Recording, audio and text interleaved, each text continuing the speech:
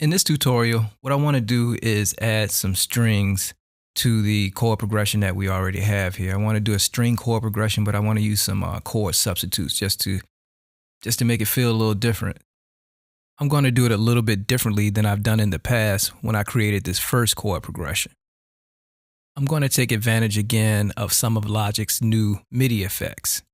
First, I'm going to create a new software instrument track here, and I'll do it the old-fashioned way. Software instrument track, create, and gave me the software instrument track right here with the default classic electric piano.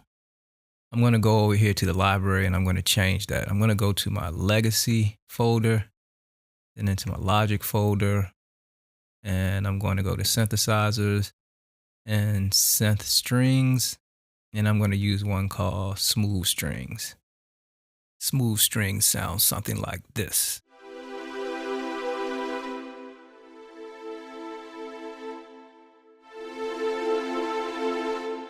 Okay, so I'm going to play these chords in a little bit differently. What I'm going to do is I'm going to use one of Logic's new MIDI effects called the chord trigger.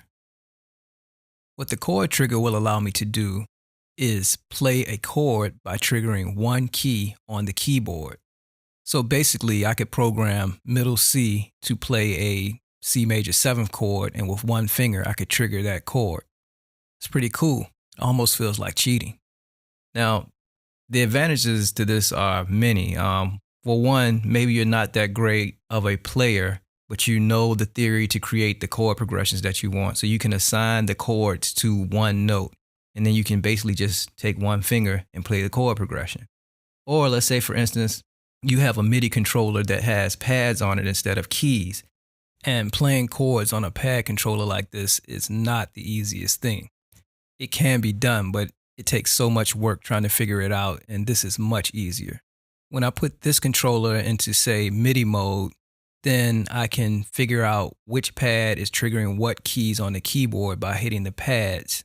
And then it's pretty much as simple as just assigning chords to each one of those pads. So that's what I'm going to do. Now, in the chord trigger, you have something called single mode and multi-mode. And I won't get too much into what the difference between single and multi is, but we are going to use multi-mode, which is going to allow me to program different chords across the different keys on the keyboard.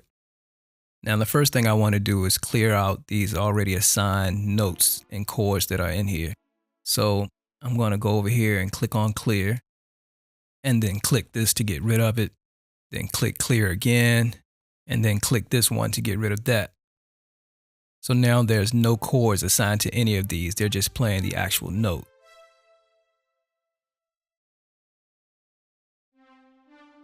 When I trigger my keyboard, you'll see whatever note I play, it shows up here in the input section. And then here at the bottom, it shows the output or the note that is actually playing. And when you don't have anything assigned, they just, whatever note you play, if I play C3, it's triggering C3 as the output.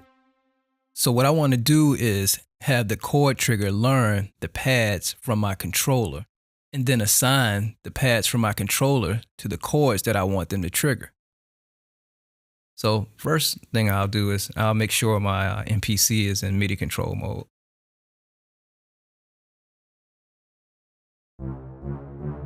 Okay, so now it's actually in MIDI control mode. It's just acting as a MIDI controller, basic MIDI controller.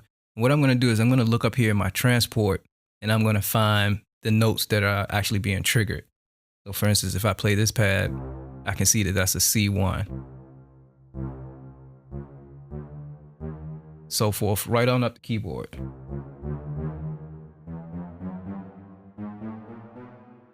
So what I'm going to do is I'm going to start with C1 as my first trigger. So hitting this pad is the equivalent of triggering this note here. And what I'm going to do, I'm going to put it in learn mode. And when I go into learn mode, I'm going to hit the pad that I want to be the input, which is C1.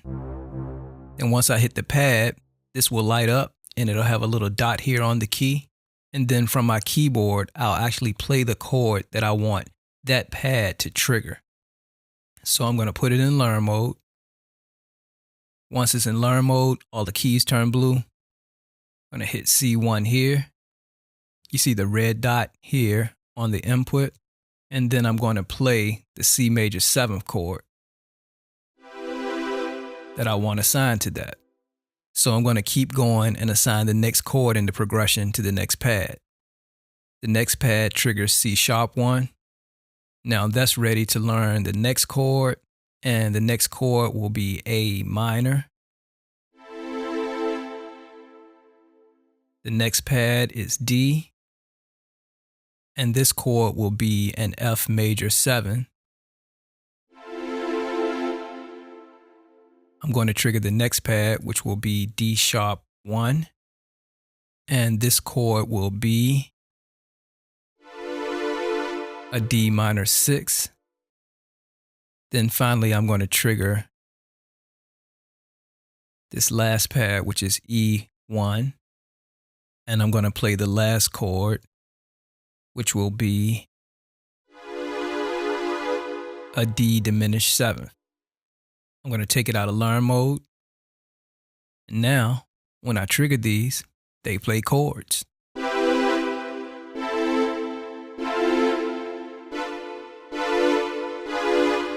So now with one finger, I can play my chord progression. So I'm going to hide my plugin here. The letter V on your keyboard to hide your plugins. And I'm going to go ahead and record this in, but I'm going to record it in from my MPC controller.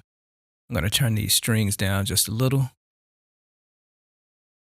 And I'm going to go into record.